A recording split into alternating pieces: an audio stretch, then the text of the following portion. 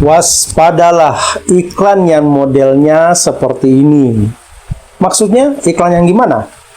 Jadi begini, iklan yang belum jelas bukti dan alurnya, bagaimana bisa jadi dapat untung berkali lipat, sebaiknya dihindari. Atau kalau masih penasaran dan menggiurkan, mau tidak mau harus diamati dengan seksama agar tidak rugi alias tidak kena tipu. Pada dasarnya, kebanyakan iklan-iklan itu dirancang untuk mempengaruhi otak mamalia audiens. Artinya, otak yang berisi emosi jadi sasaran. Makanya iklan paling banyak diklik itu kalau ada hal-hal yang menggiurkan.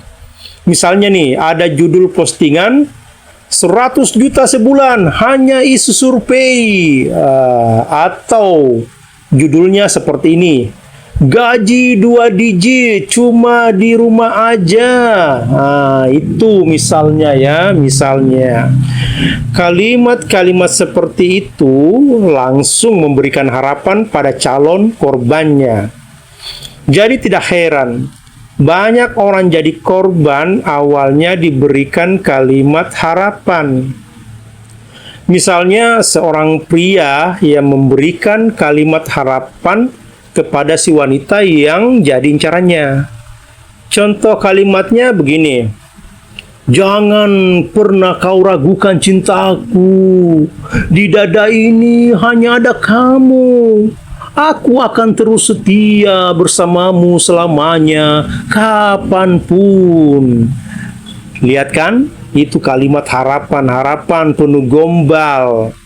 Padahal kalau otak rasional alias neokorteks bermain dominan, maka kalimat si pria itu hanya akan disamakan ocehan burung beo, ya kan?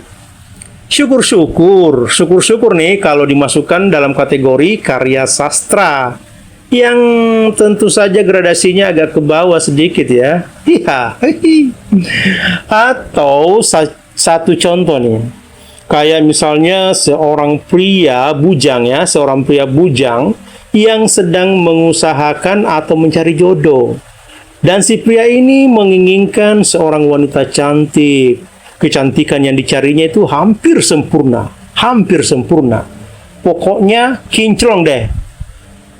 Tapi karena si pria bujang ini kurang mempelajari bagaimana itu hakikat wanita dan apa makna kecantikan, akhirnya ia hanya tergiur dengan tampilan luar dari apa yang dilihatnya.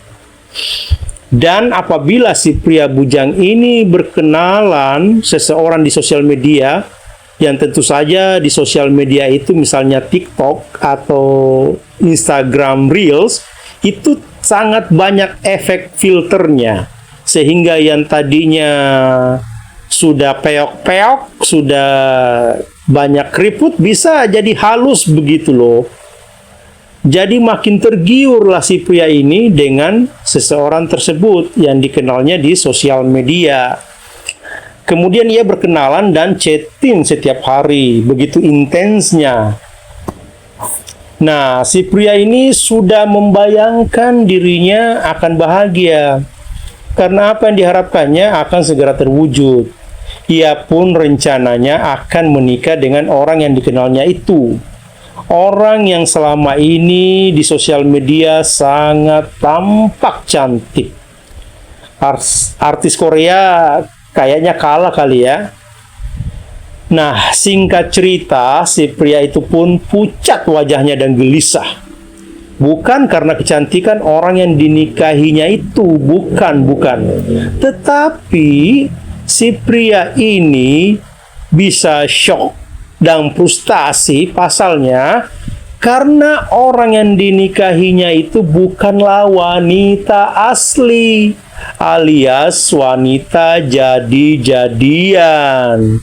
Jadi kalau wanita jadi-jadian itu kan wanita yang bisa dipoles alias tidak alami. Siapakah begitukah? Jadi makanya Masa mau main pedang dong? Ya tidaklah kan, normal lah. Jadi paham kan maksudnya? Kan ada beberapa hari yang lalu, bahkan beberapa tahun yang lalu itu ada beritanya.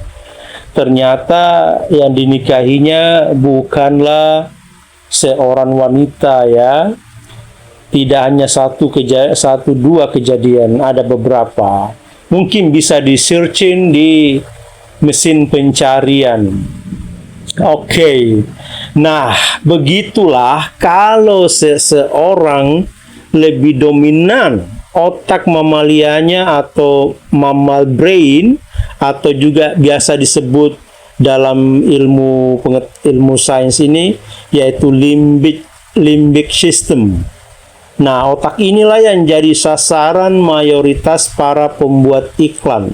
Atau bahkan konten kreator pun bisa membuat konten untuk mempengaruhi atau memantik limbic system. Nah, bahkan para penipu yang banyak berseliweran saat ini, bahkan dari dulu ya sampai saat ini, juga menggunakan teknik ini. Makanya begitu banyak korbannya.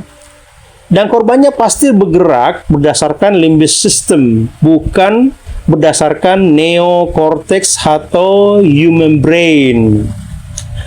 Jadi makanya banyak menimbulkan korban karena yang disasar adalah limbic system yang otomatis banyak orang terpengaruh kalau hanya menggunakan itu. Jadi seimbangkanlah kerja dan fungsi otak masing-masing, yaitu kapan harus menggunakan otak reptil saat dalam bahaya, yaitu otak yang refleks bergerak ketika ada sesuatu yang terjadi di dekat kita, misalnya dikejar anjing kah, misalnya ya, dan kapan harus menggunakan otak mamalia saat bersama dengan pasangan yang sah dan asli ya, bukan yang jadi-jadian gitu. Jadi ada saatnya otak yang berisi emosi itu digunakan.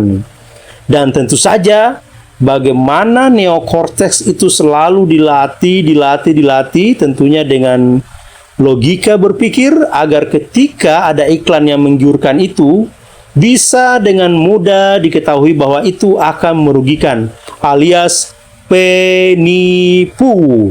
Jadi harus hati-hati dan teruslah melatih neokortex atau otak logika atau logika berpikir, ada segala macamnya lah.